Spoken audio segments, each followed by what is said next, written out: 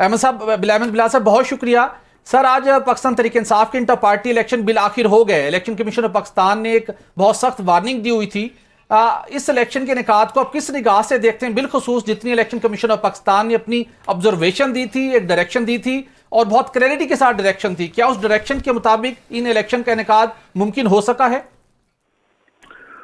बहुत शुक्रिया। देखिए, ये इंतखाबात पीटीआई जिन हालात में है और जिस तरह की सिचुएशन का उसके लीडरों को सामना है, उसके अंदर हो रहे थे। यानी बहुत से लीडर जेल में थे, बहुत से लीडर रिपोर्ट हैं। ऐसे में 20 दिन के अंदर इंतखाबात कराना था, ये मानना चाहिए कि जरा मुश्किल काम था।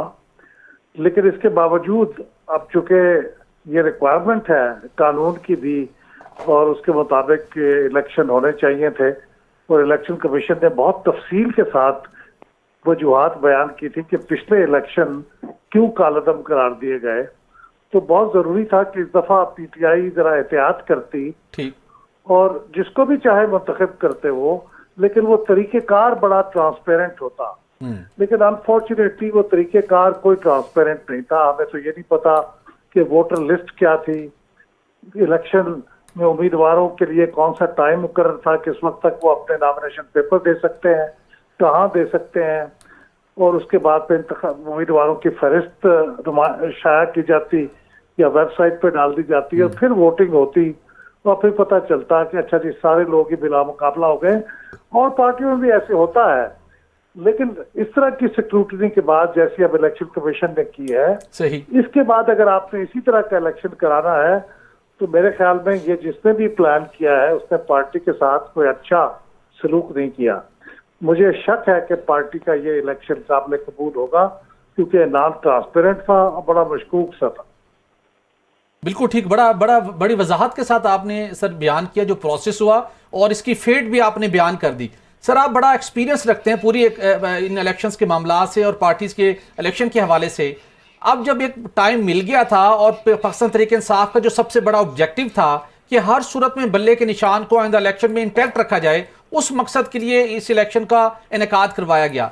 लेकिन अगर इतना ही जरूरी था बल्ले के निशान को यकीनी बनाना, तो मुमकिन तौर के ऊपर क्या थ्रेट था कि जिन 3-4 पॉइंट्स को आपने हाईलाइट किया, फहरिस्तों को जारी करना था, नॉमिनेशन पेपर्स की तफसीलात जारी करनी थी, कुल तो ये 3-4 बड़े जो स्टेप्स थे अगर कर लिए जाते तो कोई इससे कोई नेगेटिव इंपैक्ट आ सकता था, कोई रिजल्ट तब्दील हो सकते थे जो एक्सपेक्टेड थे?